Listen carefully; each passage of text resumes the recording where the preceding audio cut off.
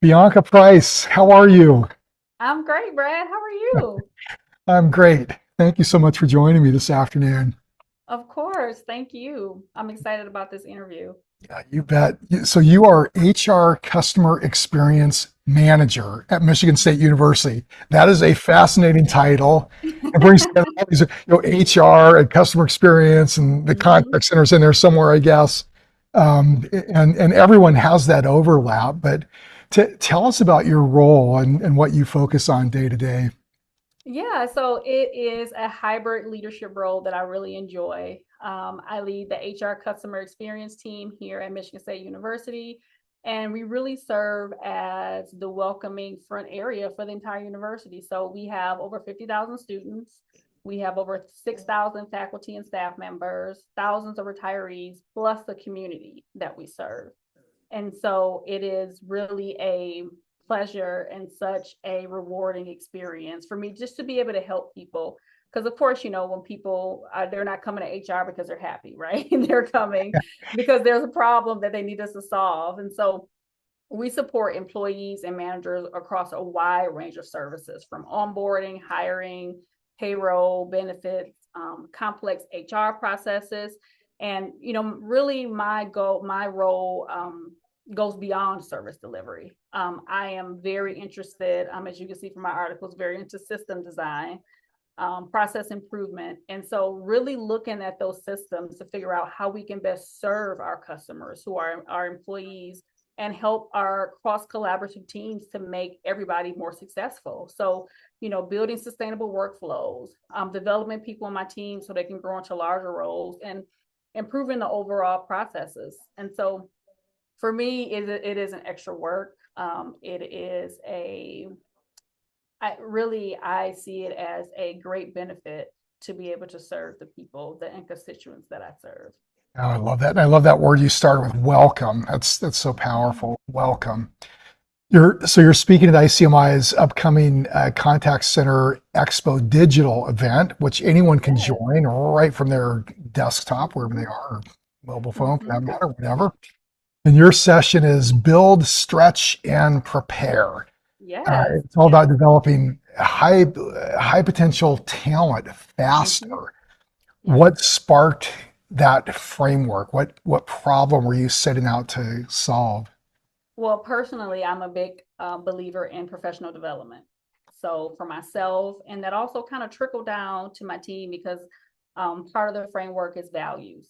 And one of my values is professional development. And so when I stepped into this role in 2022, I noticed something that many contact center leaders experience. We were focused on metrics, operations, but development was more informally. People were working hard, but the path from entry roles to advancement wasn't always clear. And Mhm. so because of that, it was not, number one, I don't think it was the role was taken as seriously by others as seen as a stepping stone. And I also think it created a kind of inertia within the staff because it was like, well, what do I do next? How is this role going to benefit my career? So I started by asking a simple question: what would it look like if we designed talent development as intentionally as we designed our service operations? Yeah. And so that question kind of led to the build, stretch, prepare framework. Yeah, I love that. The time frame is so compelling because most organizations don't move that fast. When you talk about Mm-hmm. developing someone in 18 months, Yeah. where do leaders usually get this wrong? Why is everything so slow out there in this area? Yeah, In too many cases anyway. that is a great question, Brad. And I know you with your experience and leading the organization, you do have seen it over and over. But I think leaders often assume that talent development happens naturally over time. But the growth often slows down because of three things. Number one, onboarding, focusing mostly on tasks instead of building confidence and clarity. Mm. Second, those stretch opportunities happen randomly instead of intentionally and being planned. And the third one, leaders wait until someone applies for a promotion to start documenting their readiness. So I love this metric from Gallup. Gallup said employees thrive when they are recognized by their direct manager once a week or every 7 days. And Yeah. so I started to kind of use that and kind of use my staff as kind of like a test cases to see what happens. And the result is talented people working hard, but they're when they're working hard in the contact center, their growth is not always structured or visible, right? So being able to articulate how well your staff is doing to your manager and your skip level manager. And so the build, stretch, prepare framework really fixes that by making development intentional from the very beginning. And you've probably seen this, Brad. Development tends to be theoretical. A lot I found it's not practical. So practical in meeting how, as a manager, can you work that development process in your day-to-day activity? Yeah. Yeah. Love that. Give us the 45-second version of build, stretch, prepare. That sounds like a really great framework. Yeah, it is. So build is the foundation. It's about creating clarity, confidence, capability early on through intentional onboarding, strength conversation, and early ownership of the work. Stretch is when the development accelerates, assigning challenges that expand the skills and visibility, things like projects, mentoring, peer mentoring opportunities, and ownership of processes. And then prepare ensures that the employee is truly ready for the next level, whenever that is for them. That includes coaching around influence, helping them articulate their impact, and building a clear case for promotion. So I can summarize it the best this way: the build gives people confidence, the stretch builds capacity, and the prepare makes their growth visible. Oh, love it. One idea that really caught my attention somewhere in the session description or the some of the articles that you've written around this, you talk about turning one-on-one meetings into strategy sessions Yeah. instead of status updates.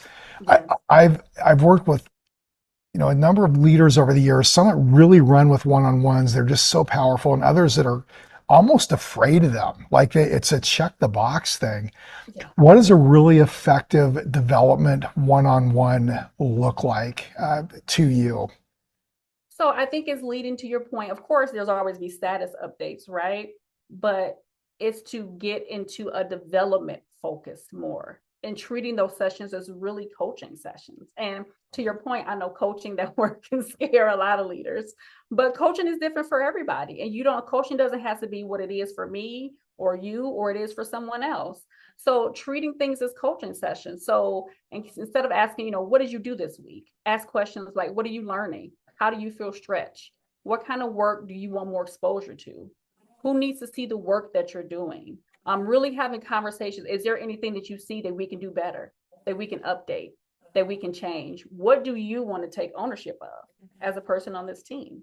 What do you see that's an inefficient process? What is frustrating, right? And to be able to have those honest conversations. And I talk about this a lot in my articles, but I really do utilize Clifton Strengths for this. So if I have a strategic analytical employee, they're going to want to update things. They're going to have a different perspective, but then I have a different employee who may be focused on relationship building and they want to try to make, processes, improve processes for a more relationship standpoint. And both of those are valuable. Yeah, And really, these one on one conversations help employees reflect on growth and help leaders guide development more intentionally. yeah, love that. That's such a powerful list of questions, just right there. Just write those down and have those handy Mm-hmm. as a start, right? Yeah. What's a simple step that leaders can take to begin accelerating the development of high potential employees? I think, Brad, they can just start off with choosing the one high potential person on your team and begin having those intentional conversations with them. And again, it doesn't have to be how I do it, how you do it, how any other leader do it. How would you like to do it as a leader based on your values? Ask them what they want to learn. What do they want to be known for? And what their next role might look like. And then based on that feedback, design one stretch opportunity that helps them move toward that goal. It doesn't require a huge program. It often begins with one leader deciding to be more intentional. Like, what can you control for your development for your staff as a leader? So, for example, I shared that my last employee was just promoted, so now I'm hiring new people. And both of the candidates that I interviewed, who's going to the second round, they asked about professional development. My current team member was in there And I asked her to give them your perspective on how I develop. Like tell them from your perspective, because it's easy for me to say it, right? But it's one thing to hear it from direct from the employees, and that's the one who ended her probationary period early, 5 months early. And so it's all about being intentional. Yeah, love that. When leaders get this right, when they really start developing their people intentionally, Mm-hmm. what kind of results do they see? And I've got a pretty good inkling of Yeah. what happens and what you're probably going to say here. But I want to hear it come from Yeah, yeah. So results that you. really, it's powerful. So they gain confidence faster because they can see and measure their progress. Yeah, Your team share knowledge because development becomes part of the culture. So I don't have to tell them share this with the other team member. They're doing that proactively. And yeah, then you build in stronger internal pipelines instead of consistently hiring externally. So those three people that I developed over the last 3 years, they're out at MSU and other units, and they're yeah, taking all of everything that they were taught, everything that they did, and now we have an internal pipeline. And that goes into being strategic and being intentional, because part of the reason they were able to get those roles because they knew when they contacted my team they were going to receive a certain amount of service, the service expectation. So they know, well, if I bring that person over here, I'm going to get the exact same service that they provided on that team. But the most rewarding part is watching people, Brad, realize they're capable of more than they thought. yeah. Love it. Well, Bianca, I so appreciate the work you're doing, and you're making such a huge impact with Michigan State and the community there. But you're making a difference for our profession. I so appreciate you sharing, Thank you, you know, Brad. the wisdom and insight that you're applying with our larger community. We're just really grateful, and I'm excited about your session at the digital event. Yeah, thank you so much, Brett. I appreciate it. And I see him as such an amazing community and an amazing community to grow. And when I was at the conference in October, that's one of the questions that I got quite a bit. How did you develop your team? How did you develop your team? And so I'm grateful for the opportunity that ICIM gives me a community and a way to give back, because there's no point to me keeping all this information to myself. I really do have a heart to share and help with the entire ICMI community because it only makes us stronger. Love it. Well put. We are grateful. And thank you so much for your time. Really Yeah. appreciate it, Bianca. And Yeah. thanks Thank you for the so great much, work you're Brad. doing. Yeah. And thank you so much for this interview. This was amazing. You are I enjoyed welcome. it. Enjoyed it.